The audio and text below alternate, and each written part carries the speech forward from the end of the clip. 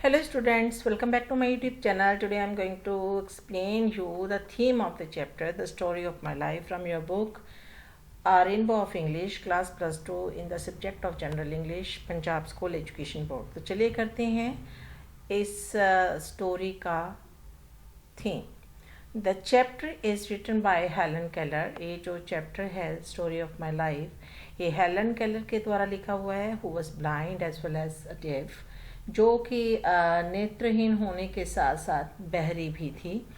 But she face this deformities bravely, लेकिन उन्होंने इन विकृतियों का बहादुरी से सामना किया। The theme of the chapter is that physical deformities can be overcome bye strong will and nothing is impossible for a person of determination. और इस अध्याय का विषय है कि दृढ़ इच्छा शक्ति से शारीरिक विकृतियों को दूर किया जा सकता है और दृढ़ निश्चयी व्यक्ति के लिए कुछ भी असंभव नहीं है। Things become easier for those who work with devotion and dedication. जो लोग किसी भी काम को जो है डिवोशन के साथ, डेडिकेशन के साथ, यानी कि समर्पण के साथ करते हैं, तो उनके लिए वो काम जो है वो आसान हो जाते हैं, चाहे वो कितना भी डिफ़िकल्ट क्यों ना हो। After reading the lesson we come to know that handicapped person can also lead a fuller and more adventurous life if they are given proper guidance in education. और इस लेसन को, इस पाठ को पढ़ने पर हमें पता लगता है कि विकलांग व्यक्ति भी एक पूर्ण और अधिक साहसी जीवन जी सकते हैं यदि उन्हें उचित मार्गदर्शन और शिक्षा दी जाए। This has been illustrated by the story of Helen Keller.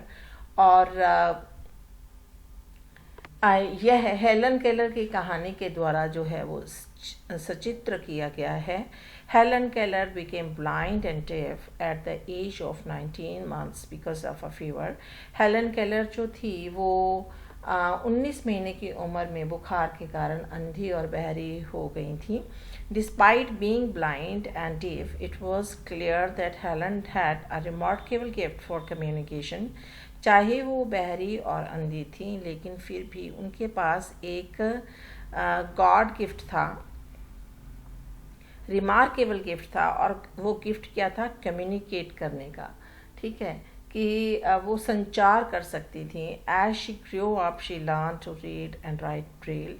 जैसे ही वो बड़ी हुई तो उन्होंने ब्रेल जो लिपि थी उसको पढ़ना और जो लिखना सीख लिया था। She was able to do so with the help of Anne Sullivan. और वो अपनी टीचर एन सलीवान की मदद से ये सब कर पाई थी। ब्रेल क्या होता है कि इसमें अक्षर गोद के लिखे होते हैं बच्चे, और जो ब्लाइंड पर्सन होता है वो उसको टच करके उसकी शेप सीख जाता है। She taught Helen to communicate by spelling words into her hand. अब एन सलीवान ने उसे कैसे शुरुआत की सिखाने की, उसने हेलन के जो हैंड थे उस पे वो फिंगर प्ले करती थी और उस फिंगर्स को इमिटेट करती थी हेलन, और फिर वो उसी तरह से आकृतियाँ बनाती थी। Miss Sullivan first of all spelled the word doll into her hand. और सबसे पहला शब्द जो मिस सलीवान ने उसके हाथ पे लिखा था वो था doll. The writer was interested in it. जो राइटर थी, जो हेलन थी, उनको इसमें दिलचस्पी हुई and try to imitate it, और उसने इसकी नकल करने की कोशिश की। Her teacher try to teach her that every object has a particular name. और उनकी जो अध्यापिका थी एन सलीवान, उसने कोशिश की थी ये समझाने की कि हर एक चीज़ का नाम होता है। But the writer was annoyed at her and broke the doll। ठीक है, लेकिन जो मिस सलीवान जो थी, ठीक है, उससे वो गुस्से हो गई थी हेलन, और उसने क्या किया, वो उससे गुस्से हो गई और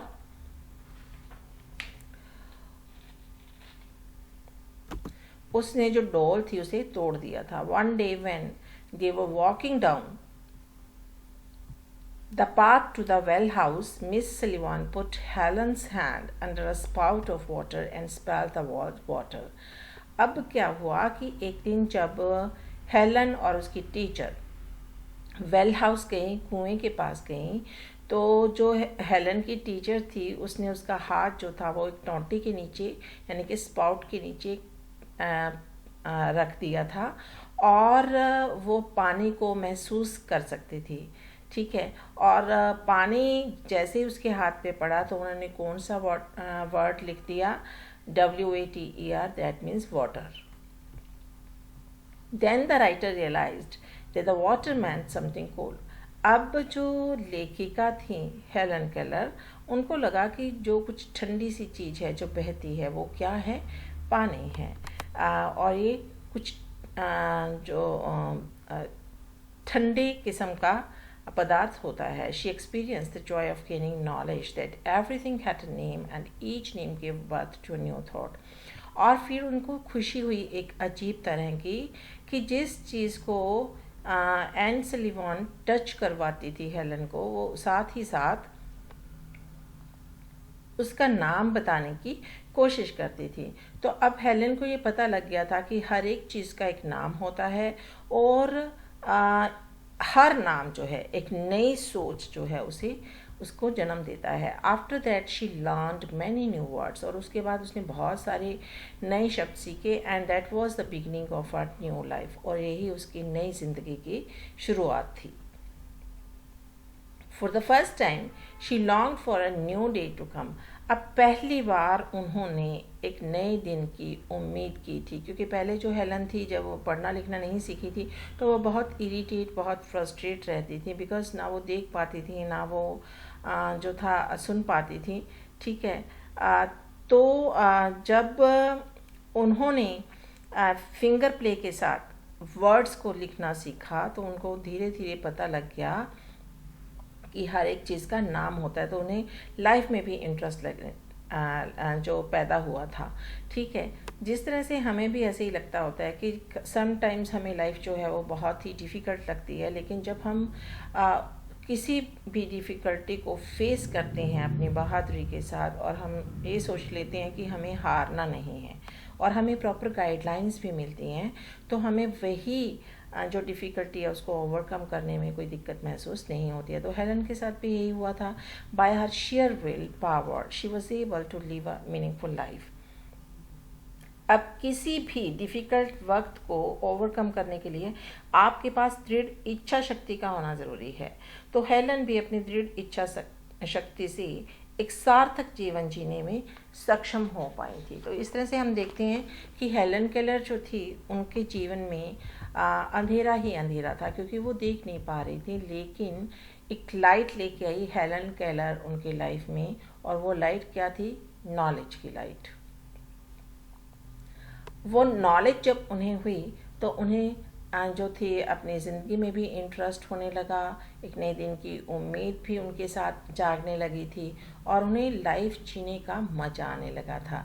तो इस लेसन से हमें यही पता लगता है कि चाहे हैंडीकैप्ड पर्सन है, वो पर्सन भी अपनी ज़िंदगी को अच्छे से मान सकता है, इंजॉय कर सकता है, बट शर्त ये होती है कि एक तो उसके पास विल पावर हो, सेकेंडली उसको एक सपोर्ट हो, एक गाइडलाइंस हो उसके पास। So this was all about the theme of the chapter, the story of my life. I hope you might have watched the video till end, और ये वीडियो आपके लिए काफ़ी हेल्पफुल भी होगा। तो मिलती है नेक्स्ट वीडियो में एक नए टॉपिक के साथ। Till then good bye, have a nice time.